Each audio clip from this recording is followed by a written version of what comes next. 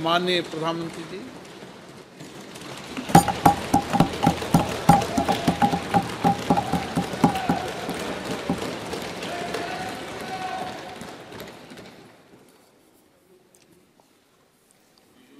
आदरणीय अध्यक्ष जी, आज का ये दिवस लोकतंत्र की एक महान परंपरा का महत्वपूर्ण दिवस है।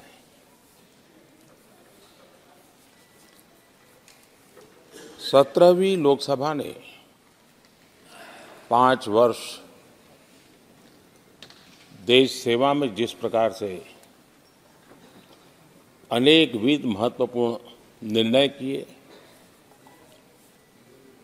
अनेक चुनौतियों को सबने अपने सामर्थ्य से देश को उचित दिशा देने का प्रयास, एक प्रकार से ही आज का दिवस हम सबकी उन 5 वर्ष की वैचारिक यात्रा का, राष्ट्र को समर्पित उस समय का,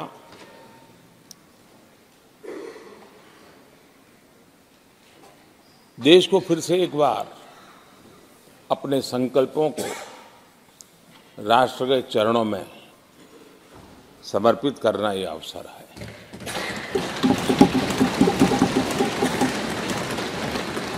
ये 5 वर्ष देश में रिफॉर्म, परफॉर्म एंड ट्रांसफॉर्म, ये बहुत रेयर होता है कि रिफॉर्म भी हो, परफॉर्म भी हो और हम ट्रांसफॉर्म होता अपनी आंखों के सामने देख पाते हो, एक नया विश्वास भरता हो। ये अपने आप में 17वीं लोकसभा से आज देश अनुभव कर रहा है और मुझे पक्का विश्वास है कि देश 17वीं लोकसभा को जरूर आशीर्वाद देता रहेगा।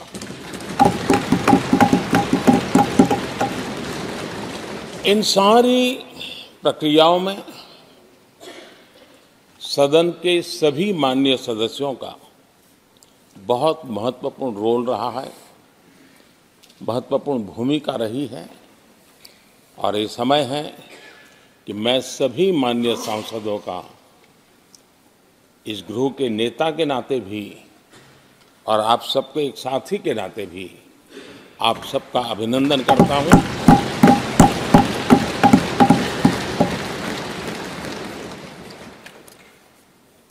विशेष रूप से आदरणीय अध्यक्ष जी, मैं आपके प्रति भी हृदय से बहुत बहुत आभार व्यक्त करता हूं।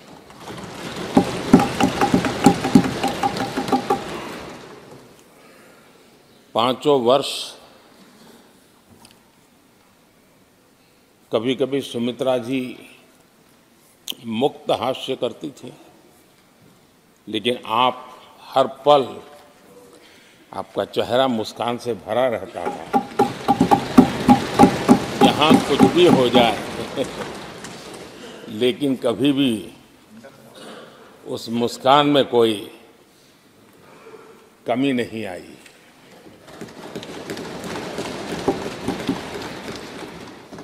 अनेकविध परिस्थितियों में आपने बहुत ही संतुलित भाव से और सच्चे अर्थ में निष्पक्ष भाव से इस सदन का मार्गदर्शन किया, सदन का नेतृत्व किया।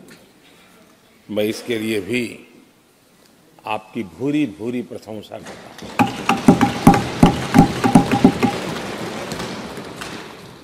आक्रोश के पल भी आए, आरोप के भी पल आए, लेकिन आपने पूरे धैर्य के साथ इन सभी स्थितियों को संभालते हुए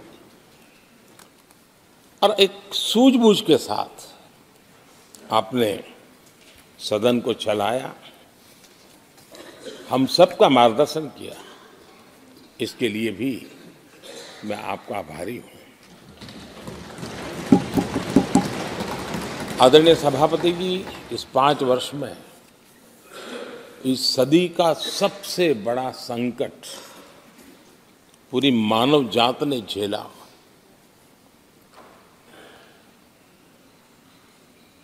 कौन बचेगा, कौन बच पाएगा, कोई किसी को बचा सकता है कि नहीं बचा सकता, ऐसी वो अवस्था थी। ऐसे में सदन में आना, ये भी अपना घर छोड़ के निकलना, ये भी संकट का काल था। उसके बाद भी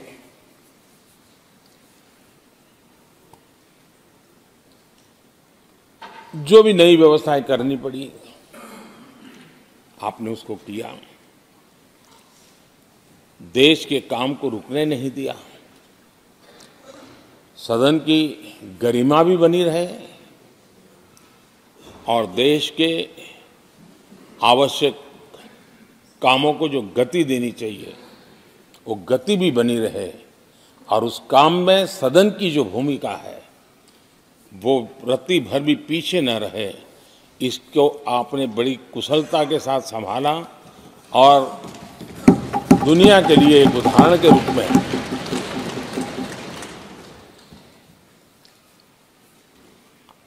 आदरणीय सभापति जी, मैं माननीय सांसदों का भी इस बात के लिए आज एक बार आभार व्यक्त करना चाहता हूं कि उस कालखंड में देश की आवश्यकताओं को देखते हुए सांसद निधि छोड़ने का प्रस्ताव माननीय सांसदों के सामने रखा और एक पल के विलंब के बिना सभी माननीय सांसदों ने सांसद निधि से मुक्त। इतना ही नहीं, एक देशवासियों को पॉजिटिव मैसेज देने के लिए अपने आचरण से समाज को एक विश्वास देने के लिए सांसदों ने अपनी सैलरी में से 30% कटौती का निर्णय सबने खुद ने किया, ताकि देश को भी विश्वास हुआ कि ये सबसे पहले छोड़ने वाले लोग हैं। और आदरणीय सभापति जी, हम सभी सांसद बिना कारण साल में 2 बार हिंदुस्तान के मीडिया के किसी न किसी कोने में गाली खाते रहते थे कि ये सांसदों को इतना मिलता है और कैंटीन में इतने में खाते हैं, बाहर इतने में मिलता है, कैंटीन में इतने में मिलता है, बाहर यानी पता नहीं बाहर नोट लिए जाते थे। आपने निर्णय किया सबके लिए समान रेट होंगे कैंटीन में, और सांसदों ने कभी भी विरोध नहीं किया, शिकायत भी नहीं की। और सभी सांसदों की बिना कारण इतनी फजेत करने वाले लोग मजे लेते थे, उससे हम सबको आपने बचा लिया। इसके लिए भी मैं आपका आभार व्यक्त करता हूं। आदरणीय सभापति जी, ये बात सही है कि हमारे कई लोकसभा के, चाहे 17वीं हो, 16वीं हो, 15वीं हो, संसद का नया भवन होना चाहिए, इसकी चर्चा सबने की, सामूहिक रूप से की, एक स्वर से की, लेकिन निर्णय नहीं होता था। ये आपका नेतृत्व है जिसने निर्णय किया, चीज़ों को आगे बढ़ाया, सरकार के साथ अनेक मीटिंगें की, और उसी का परिणाम है कि आज देश को ये नया संसद भवन प्राप्त हुआ है।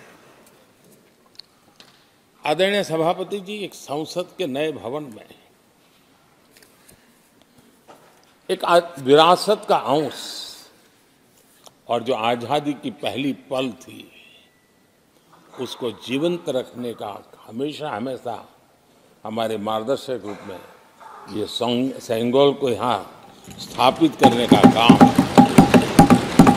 और अब प्रतिवर्ष उसको सेरेमोनियल इवेंट के रूप में उसको हिस्सा बनाने का एक बहुत बड़ा काम आपके नेतृत्व में हुआ है, जो भारत की आने वाली पीढ़ियों को हमेशा हमेशा हमें आज़ादी के उस प्रथम पल के साथ जोड़ के रखेगा, और आज़ादी की वो पल क्यों थी हमें वो याद रहेगा, तो देश को आगे ले जाने की वो प्रेरणा भी बनी रहेगी।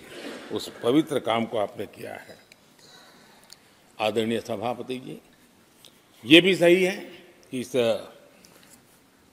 कालखंड में G20 की अध्यक्षता का भारत को मिली। भारत को बहुत सम्मान मिला। देश के हर राज्य ने अपने अपने तरीके से विश्व के सामने भारत का सामर्थ्य और अपने राज्य की पहचान बखूबी प्रस्तुत की, जिसका प्रभाव आज भी विश्व के मन पर है। उसके साथ आपके नेतृत्व में G20 की तरह P20 का जो सम्मेलन हुआ और विश्व के अनेक देशों के स्पीकर्स यहाँ आए, और मदर ऑफ डेमोक्रेसी भारत किस महान परंपरा को लेकर के, किस डेमोक्रेटिक वैल्यूज को लेकर के सदियों से हम आगे बढ़े हैं। व्यवस्थाएं बदली होगी, लेकिन डेमोक्रेटिक मन भारत का हमेशा बना रहा है। उस बात को आपने विश्व के स्पीकर्स के सामने बखूबी प्रस्तुत की, और भारत को लोकतांत्रिक व्यवस्थाओं में भी एक प्रतिष्ठा प्राप्त कराने का काम आपके नेतृत्व में हुआ। आदरणीय सभापति जी, मैं एक बात के लिए आपका विशेष अभिनंदन करना चाहता हूं। शायद हमारे सभी माननीय सांसदों का और मीडिया का भी उस तरफ ध्यान नहीं गया है। हम संविधान सदन जिसको कहते हैं, जो पुरानी संसद, जिसमें महापुरुषों के जन्म जयंती निमित्त उनकी प्रतिमा को पुष्प चढ़ाने के लिए हम लोग एकत्र आते हैं, लेकिन वो एक 10 मिनट का इवेंट होता था और चले जाते थे। आपने देश भर में इन महापुरुषों के लिए वक्तृत्व स्पर्धा, निबंध स्पर्धा का एक अभियान चलाया। उसमें से जो बेस्ट ऑरेटर होते थे और बेस्ट एसेज होते थे, हर राज्य से 2-2 बालक उस दिन दिल्ली आते थे, और उस महापुरुष की जन्म जयंती के समय, पुष्प वर्षा के समय वो मौजूद रहते थे, देश के नेताओं को, और बाद में वो पूरा दिन भर रह करके उस पर अपना व्याख्यान देते थे। वे दिल्ली के अन्य स्थान पर जाते थे, वो सांसद की गतिविधियों को समझते थे। यानी अपने ये निरंतर प्रक्रिया चला करके देश के लाखों विद्यार्थियों को भारत की संसदीय परंपरा से जोड़ने का बहुत बड़ा काम किया, और ये परंपरा ये आपके खाते में रहेगी, और आने वाले समय में हर कोई बड़े गौरव के साथ इस परंपरा को आगे बढ़ाएगा। मैं इसके लिए भी आपका अभिनंदन करता हूं। आदरणीय अध्यक्ष जी, संसद की लाइब्रेरी जिसको उपयोग करना चाहिए वो कितना कर पाते थे वो तो मैं नहीं कह सकता हूं, लेकिन आपने उसके दरवाजे सामान्य व्यक्ति के लिए खोल दिए। ज्ञान का ये खजाना, परंपराओं की विरासत, उसको आपने जन सामान्य के लिए खोल करके बहुत बड़ी सेवा की है। मैं इसके लिए भी आपका हृदय से अभिनंदन करता हूं। पेपरलेस पार्लियामेंट, डिजिटलाइजेशन, आपने आधुनिक टेक्नोलॉजी हमारी व्यवस्था में कैसे बने। शुरू में कुछ साथियों को दिक्कत रही, लेकिन अब सब इसके आदी हो गए हैं। सब मैं देखता हूं, जब यहाँ बैठे हैं तो कुछ न कुछ करते रहते हैं। तो अपने आप में एक बहुत बड़ा काम आपने किया है। ये एक स्थायी व्यवस्थाएं आपने निर्माण की है। मैं इसके लिए आपका बहुत आभार व्यक्त करता हूं। आदरणीय अध्यक्ष जी, आपकी कुशलता और माननीय सांसदों की जागरूकता, उन सबका संयुक्त प्रयास मैं कह सकता हूं कि जिसके कारण 17वीं लोकसभा की प्रोडक्टिविटी करीब करीब 97% रही है।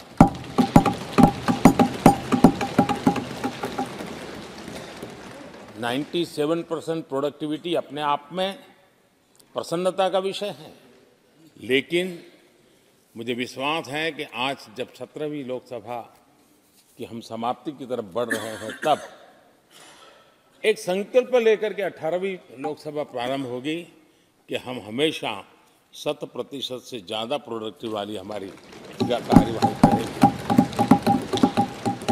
और उसमें भी 7 सत्र 100% से भी ज़्यादा प्रोडक्टिविटी वाले रहे।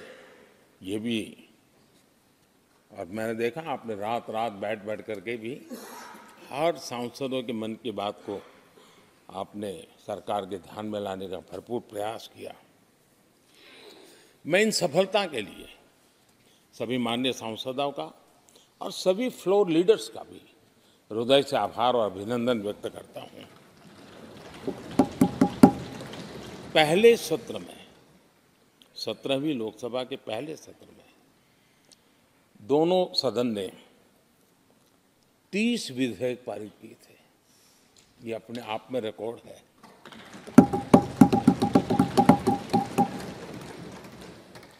और एक नए नए बेंचमार्क 17वीं लोकसभा ने बनाए हैं। आदरणीय अध्यक्ष जी, आजादी के 75 वर्ष पूरा होने का उत्सव, हम सबको कितना बड़ा सौभाग्य मिला कि ऐसे अवसर पर हमारे सदन ने अत्यंत महत्वपूर्ण कामों को नेतृत्व किया। हर स्थान पे हुआ। शायद ही कोई सांसद ऐसा होगा कि जिसने आज़ादी के 75 वर्ष को लोकोत्सव बनाने में अपने अपने क्षेत्र में भूमिका अदा न की हो। यानी सचमुच में आज़ादी के 75 वर्ष को देश ने जी भर करके उत्सव से बनाया, और उसमें हमारे माननीय सांसदों की और इस सदन की बहुत बड़ी भूमिका रही है। हमारे संविधान लागू होने के 75 वर्ष, ये भी अवसर इसी समय इसी सदन को मिला है, इसी सभी माननीय सांसदों को मिला है। और संविधान की जो भी जिम्मेवारियां, उसकी शुरुआत यहाँ से होती है, और उनके साथ ये जुड़ना, ये अपने आप में बहुत बड़ी प्रेरक है। आदरणीय अध्यक्ष जी, इस कार्यकाल में बहुत ही रिफॉर्म्स हुए हैं और गेम चेंजर है। 21वीं सदी के भारत की मजबूत नींव उन सारी बातों में नजर आती है। एक बड़े बदलाव की तरफ तेज गति से देश आगे बढ़ा है, और इसमें भी सदन के सभी साथियों ने बहुत ही उत्तम मार्गदर्शन किया है, अपनी हिस्सेदारी जताई है। और देश, हम संतोष से कह सकते हैं कि हमारी अनेक पीढ़ियां जिन बातों का इंतजार करती थी, ऐसी बहुत से काम इस 17वीं लोकसभा के माध्यम से पूरे हुए। पीढ़ियों का इंतजार खत्म हुआ। अनेक पीढ़ियों ने एक संविधान, इसके लिए सपना देखा था, लेकिन हर पल उस संविधान में एक दरार दिखाई देती थी, एक खाई नजर आती थी, एक रुकावट चुभती थी। लेकिन इसी सदन ने धारा 360, आर्टिकल 370 हटा करके संविधान के पूर्ण रूप को, उसके पूर्ण प्रकाश के साथ उसका प्रकटीकरण हुआ। और मैं मानता हूं, जब संविधान के 75 वर्ष हुए हैं। जिन जिन महापुरुषों ने संविधान को बनाया है, उनकी आत्मा जहां भी होगी, जरूर हमें आशीर्वाद देते होंगे। ये काम हमने पूरा किया।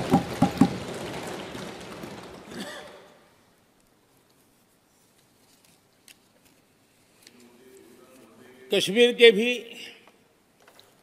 जम्मू कश्मीर के लोगों को सामाजिक न्याय से वंचित रखा गया था।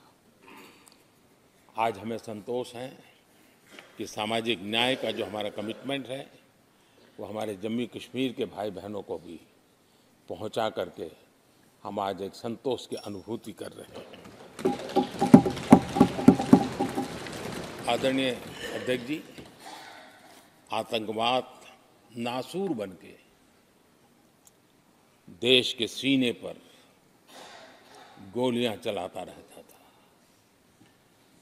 मां भारती की धरा आए दिन रक्त रंजित हो जाती थी।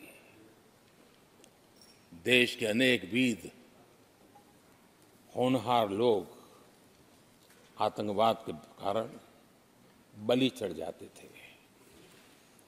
हमने आतंकवाद के विरुद्ध सख्त कानून बनाए, इसी सदन ने बनाए। मुझे पक्का विश्वास है कि उसके कारण जो लोग ऐसी समस्याओं का लिए जूझते हैं, उनको एक बल मिला है, मानसिक रूप के उनका कॉन्फिडेंस बढ़ा है, और भारत को पूर्ण रूप से आतंकवाद से मुक्ति का उसमें एक एहसास हो रहा है, और वो सपना भी सिद्ध होके रहेगा।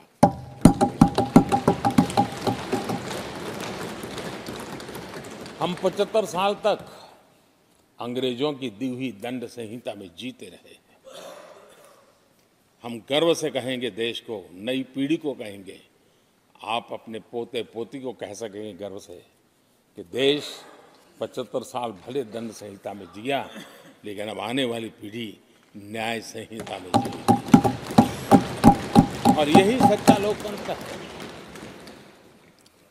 आदरणीय अध्यक्ष जी, मैं आपका एक बात के लिए और अभिनंदन करना चाहूंगा कि नया सदन, इसकी भव्यता वगैरह तो है ही, लेकिन उसका प्रारंभ एक ऐसे काम से हुआ है जो भारत की मूलभूत मान्यताओं को बल देता है, और वो नारी शक्ति वंदन अधिनियम। जब भी इस नए सदन की चर्चा होगी, तो नारी शक्ति वंदन अधिनियम, इसका जिक्र होकर के, यानी एक, और भले ही वो छोटा सत्र था, लेकिन दूरगामी निर्णय करने वाला सत्र था। इस नए सदन की पवित्रता का एहसास उसी पल शुरू हो गया था, जो हम लोगों को एक नई शक्ति देने वाला है, और उसी का परिणाम है कि आने वाले समय में जब बहुत बड़ी मात्रा में यहाँ हमारी माताएं बहनें बैठी होगी, देश गौरव की अनुभूति करेगा।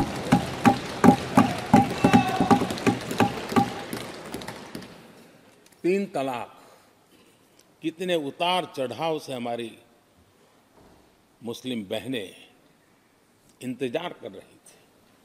अदालतों ने उनके पक्ष में निर्णय किए थे, लेकिन वो हक उनको प्राप्त नहीं हो रहा था।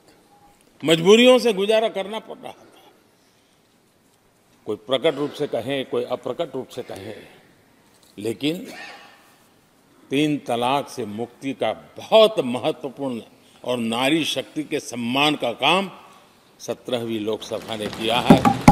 सभी माननीय सांसद, उनके विचार कुछ भी रहे हो, उनका निर्णय कुछ भी रहा हो, लेकिन कभी न कभी तो कहेंगे कि हाँ, इन बेटियों को न्याय देने का काम भी करने के समय हम वहां मौजूद हैं।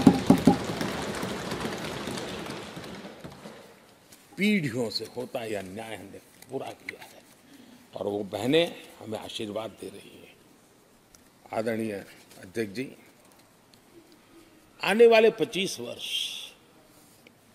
हमारे देश के लिए बहुत महत्वपूर्ण है। राजनीति की गहमागहमी अपनी जगह पे है, राजनीतिक क्षेत्र के लोगों की अपनी आशा आकांक्षा अपनी जगह पे है, लेकिन देश की अपेक्षा, देश की आकांक्षा, देश का सपना, देश का संकल्प ये बन चुका है।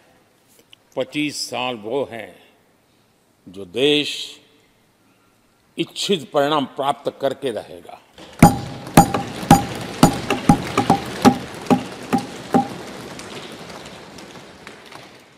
उन्नीस 1930 में जब महात्मा गांधी जी ने दांडी की यात्रा की थी, नमक का सत्याग्रह था। घोषणा होने के पहले लोगों को सामर्थ्य नजर नहीं आया था। चाहे स्वदेशी आंदोलन हो, चाहे सत्याग्रह की परंपरा हो, चाहे नमक का सत्याग्रह हो, उस समय तो घटनाएं छोटी लगती थी, लेकिन 1947 वो 25 साल का कालखंड, उसने देश के अंदर वो जज्बा पैदा कर दिया था। हर व्यक्ति के दिल में वो जज्बा पैदा कर दिया था कि अब तो आज़ाद होकर रहना है। मैं आज देख रहा हूं कि देश में वो जज्बा पैदा हुआ है। हर गली मोहल्ले में हर बच्चे के मुंह से निकला है कि 25 साल में हम विकसित भारत बना के रहेंगे। इसलिए ये 25 साल मेरी देश की युवा शक्ति के अत्यंत महत्वपूर्ण कालखंड है, और हम में से कोई ऐसा नहीं होगा जो नहीं चाहता होगा कि 25 साल में देश विकसित भारत न बने। हर किसी का सपना है। कुछ लोगों ने सपने को संकल्प बना लिया है, कुछ लोग शायद संकल्प बनाते देर हो जाएगी, लेकिन जुड़ना हर एक को होगा। और जो जुड़ भी नहीं पाएंगे और जीवित होंगे तो फल तो जरूर खाएंगे। ये मेरा आदरणीय अध्यक्ष जी, ये 5 वर्ष युवाओं के लिए बहुत ही ऐतिहासिक कानून भी बने हैं। व्यवस्था में पारदर्शिता लाकर युवाओं को नए मौके दिए गए हैं। पेपर लीक जैसी समस्या जो हमारे युवाओं को चिंतित करती थी, हमने बहुत ही कठोर कानून बनाया है ताकि उनके मन में जो सवाल या निशान था और उनको व्यवस्था के प्रति उनका गुस्सा था, उसको एड्रेस करने का सभी माननीय सांसदों ने देश के युवाओं के मन के भाव को समझ करके बहुत ही महत्वपूर्ण निर्णय किया है। आदरणीय अध्यक्ष जी, ये बात सही है कि कोई भी मानव जात अनुसंधान के बिना आगे नहीं बढ़ सकती है।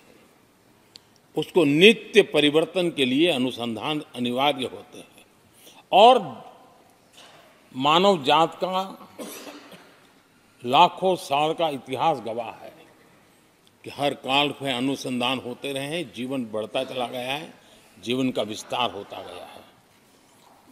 इस सदन ने विधिवत रूप से कानूनी व्यवस्था खड़ी करके अनुसंधान को प्रोत्साहन देने का बहुत बड़ा काम किया है। नेशनल रिसर्च फाउंडेशन, ये कानून आमतौर पर रोजमर्रा की राजनीति की चर्चा का विषय बन नहीं पाता, लेकिन इसके परिणाम बहुत दूरगामी होने वाले हैं, और इतना बड़ा महत्वपूर्ण काम ये 17वीं लोकसभा ने किया है। मुझे पक्का विश्वास है देश की युवा शक्ति में।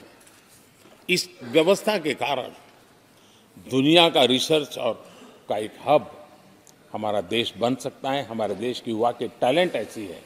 आज भी दुनिया की बहुत कंपनी ऐसी हैं जिनके इनोवेशन के काम आज भी भारत में हो रहे हैं, लेकिन एक बहुत बड़ा हब बनेगा, यह मेरा पूरा विश्वास है।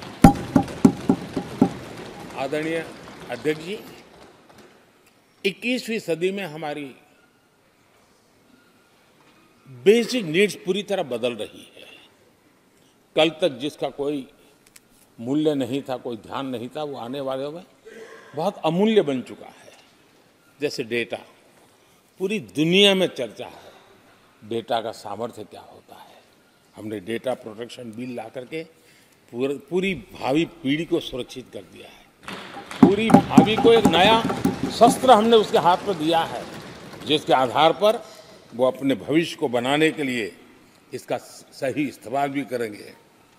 और digital personal data protection act, ये हमारी 21वीं सदी की पीढ़ी को और दुनिया के लोगों को भी भारत के इस एक्ट के प्रति रुचि बनी हुई है।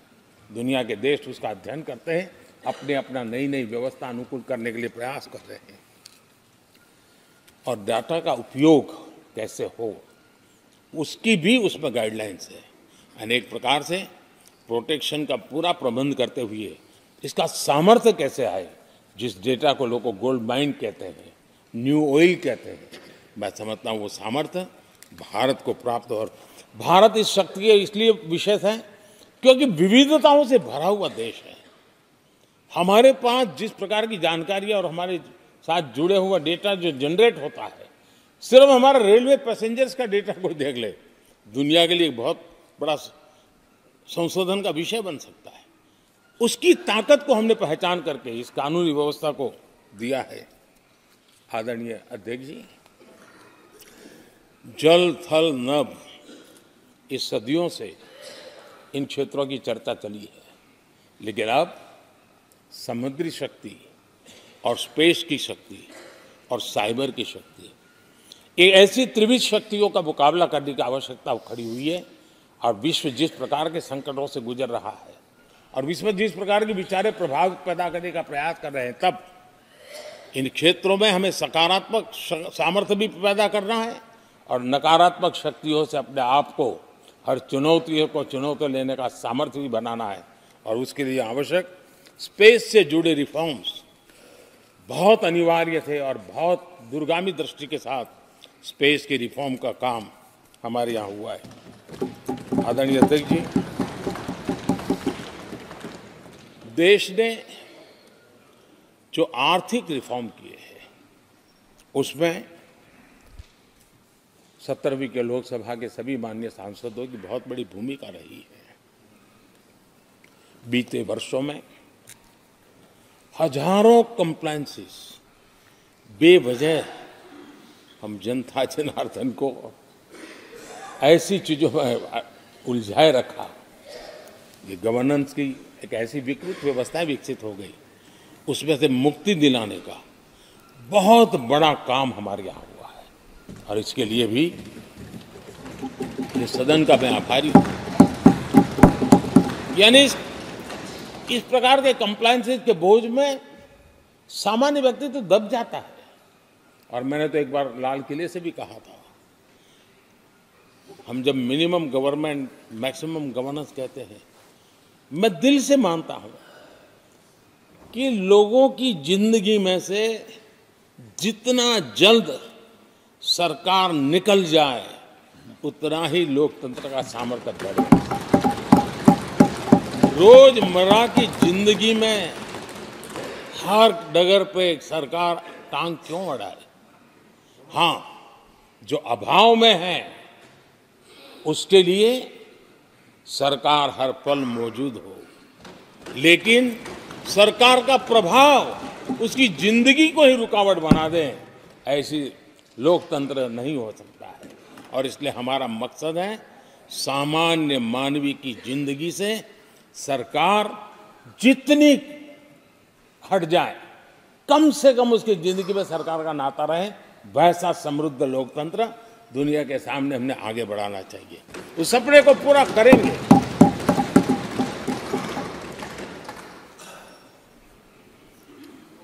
आदरणीय अध्यक्ष ji, companies act, limited liability partnership act, 60 से अधिक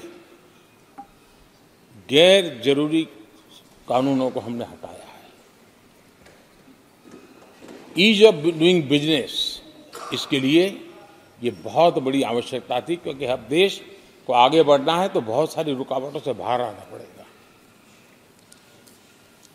हमारे कई कानून तो ऐसे थे, छोटी छोटे कारणों से जेल में भर दो बस।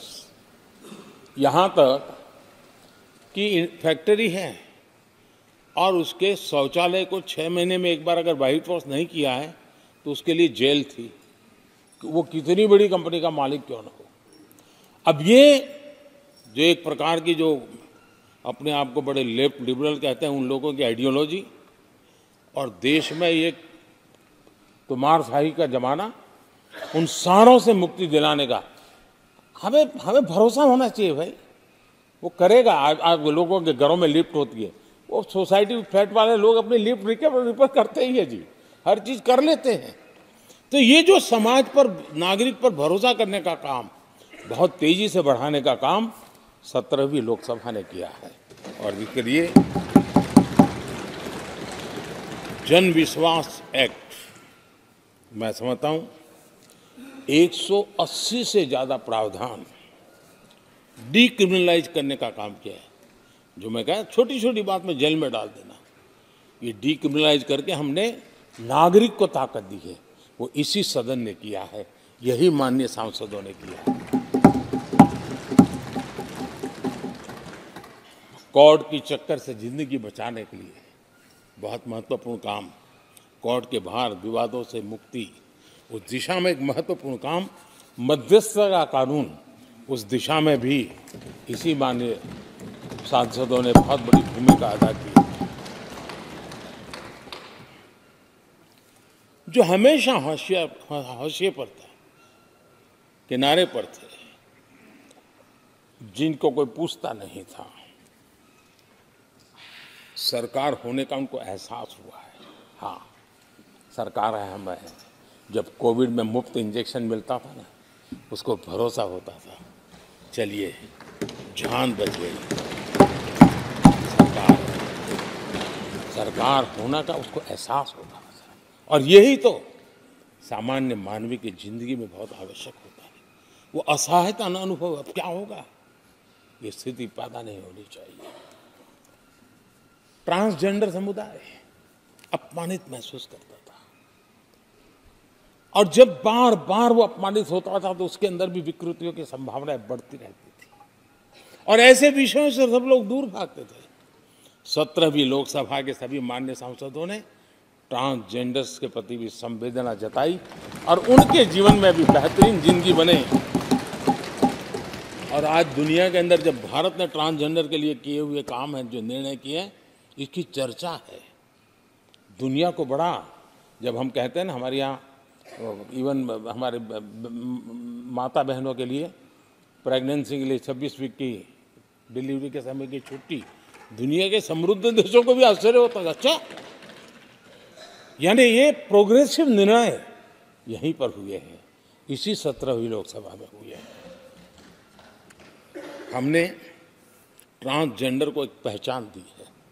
अब तक करीब 16-17 हजार ट्रांसजेंडर को उनका आइडेंटिटी कार्ड दिया गया है, ताकि उनके जीवन को, और मैंने देखा अब तो मुद्रा योजना से पैसे लेकर के छोटा मोटा वो बिजनेस करने लगी, वो कमाने लगी है। पद्मा अवार्ड हमने ट्रांसजेंडर को दिया है, एक सम्मान की जिंदगी जीने के लिए। सरकार से जुड़ी अनेक योजनाओं का लाभ जो अब तक उनको मिलता नहीं था, मिलना प्रारंभ हुआ है। वो सम्मानीय जिंदगी। आदरणीय अध्यक्ष जी, बहुत विकट काल में हमारा समय गया, क्योंकि 1.5-2 साल कोविड ने हमारे पर बहुत बड़ा दबाव डाला, लेकिन उसके बावजूद भी 17वीं लोकसभा देश के लिए बहुत उपकारक रही है, बहुत अच्छे काम किए हैं। लेकिन इस समय हमने कई साथियों को भी खो दिया है। हो सकता है अगर आज वो हमारे बीच होते तो आज इस विदाई समारोह में मौजूद होते, लेकिन बीच में ही कोविड के कारण हमें अपने बहुत होनहार साथियों को खोना पड़ा। उसका दुख हमेशा हमेशा हमारे रहेंगे। आदरणीय अध्यक्ष जी, 17वीं लोकसभा का अंतिम सत्र और अंतिम आवर ही समझ लीजिए है। लोकतंत्र और भारत की यात्रा अनंत है, अनेक, और ये देश किसी पर्पज के लिए है, उसका कोई लक्ष्य है, और पूरी मानव जात के लिए। चाहे श्री अरविंदो ने देखा हो, चाहे स्वामी विवेकानंद जी ने देखा, लेकिन आज उन शब्दों में, उस विजन में सामर्थ्य था, वो हम आंखों के सामने देख पा रहे हैं। दुनिया जिस प्रकार से भारत के महात्म्य को स्वीकार कर रही है, भारत के सामर्थ्य को स्वीकारने लगी है, और उसको, उस यात्रा को हमें और शक्ति के साथ आगे बढ़ाना है। आदरणीय अध्यक्ष जी, चुनाव बहुत दूर नहीं है। कुछ लोगों को थोड़ी घबराहट रहती होगी, लेकिन ये लोकतंत्र का सहज आवश्यक पहलू है। हम सब उसको गर्व से स्वीकार करते हैं और मुझे विश्वास है कि हमारे चुनाव भी देश की शान बढ़ाने वाले, लोकतंत्र की हमारी जो परंपरा है पूरे विश्व को अचंभित करने वाले अवश्य रहेंगे, ये मेरा पक्का विश्वास है।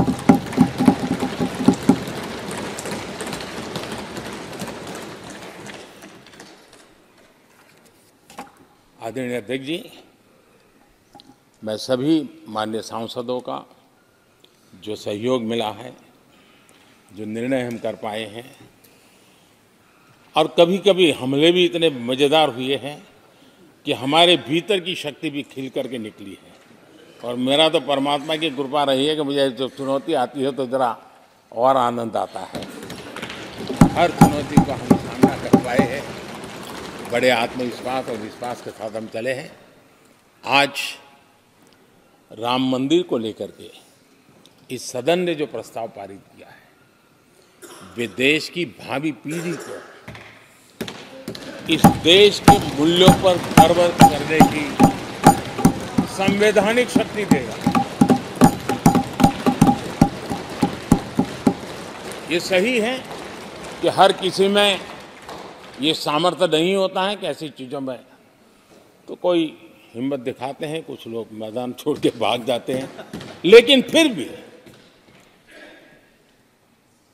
भविष्य के रिकॉर्ड को देखेंगे तो आज जो व्याख्यान वो हुए हैं, जो बातें रखी गई हैं, उसमें संवेदना भी है, संकल्प भी है, सहानुभूति भी है और सबका साथ सबका विकास के मंत्र को आगे बढ़ाने का उसमें तत्व भी है। यह देश बुरे दिन कितने ही क्यों न गए हो, हम भावी पीढ़ी के लिए कुछ न कुछ अच्छा करते रहेंगे। ये सदन हमें वो प्रेरणा देता रहेगा और हम सामूहिक संकल्प से, सामूहिक शक्ति से उत्तम परिणाम भारत की नौजवान पीढ़ी की आशा आकांक्षा के अनुसार करते रहेंगे। इसी विश्वास के साथ फिर एक बार आपका आभार प्रकट करता हूँ, सभी माननीय सांसदों का आभार प्रकट करता हूँ। बहुत बहुत धन्यवाद।